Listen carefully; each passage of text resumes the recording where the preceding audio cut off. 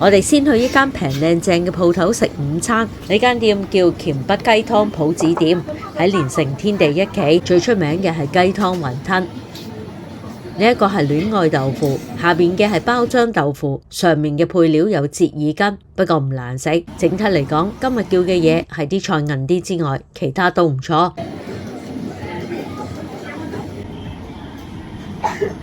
跟住我哋去世界之窗附近嘅一個動物園，呢一個係一個小型動物園，叫做窩窩文寵森友會。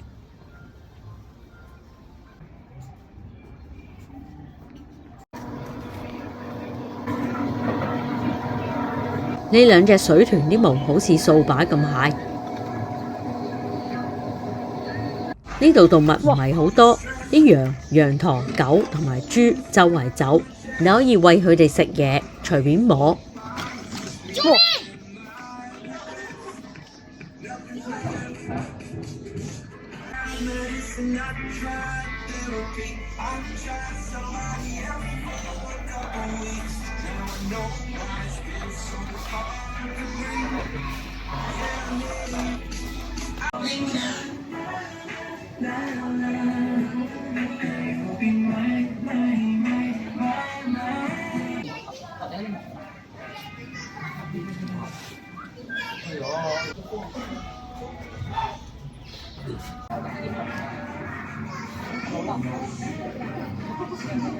冇嘅，俾人食晒。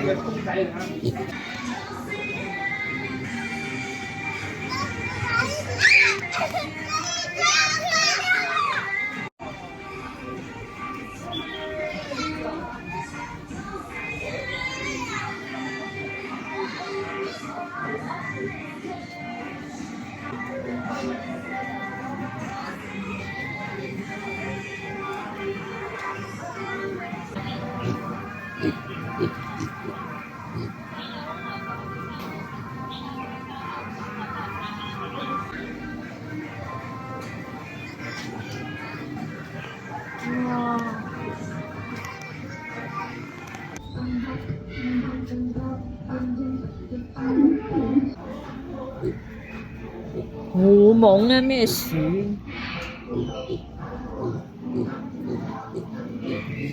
好後悔冇入去餵狐獴食麥皮蟲，下次去世界之窗經過，一定要再入去一次。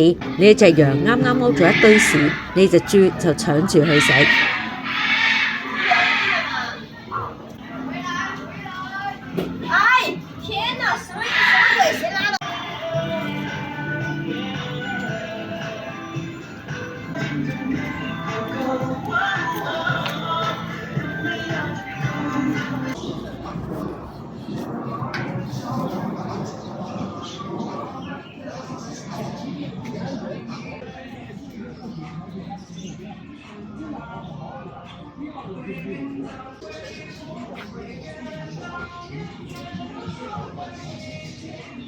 您的专属游玩攻略，祝您在世界之窗获得最佳体验。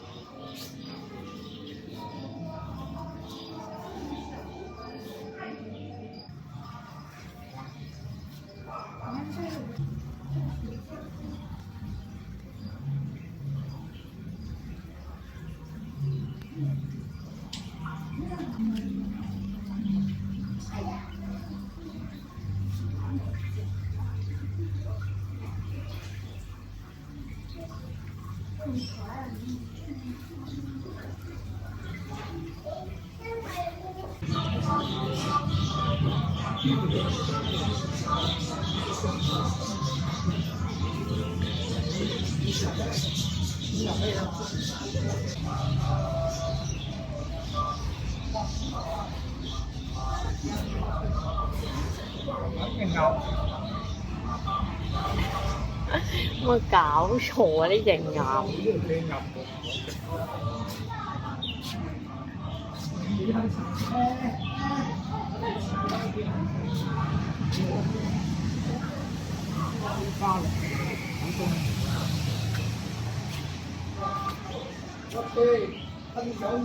得佢一個可以出嚟嘅。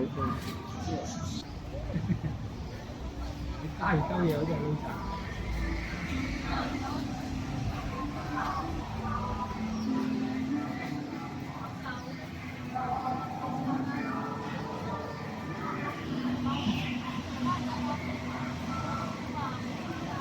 哇，幾識做啊你啊！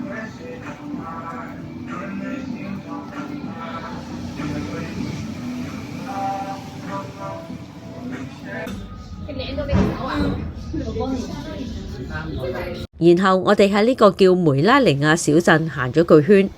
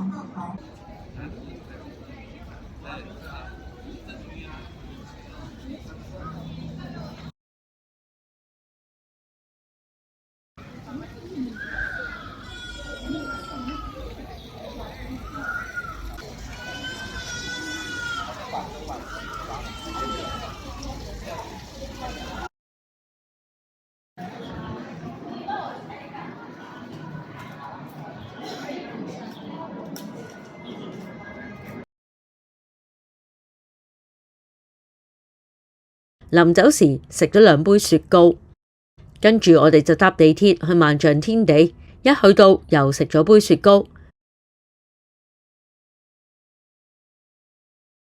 晚餐我哋去咗奉天繁華，今次特登嚟食呢排好興嘅江式熟成魚刺身，呢一條係江式熟成大連紅加吉刺身，呢一種刺身口感麻麻地，肉質比較鬆散。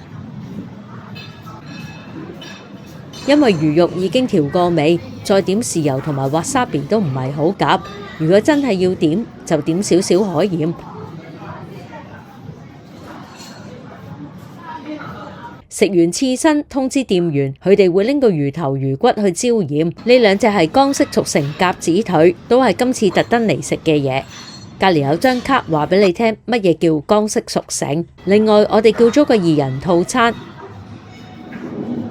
當中最好食嘅係烤紅棗開花饅頭。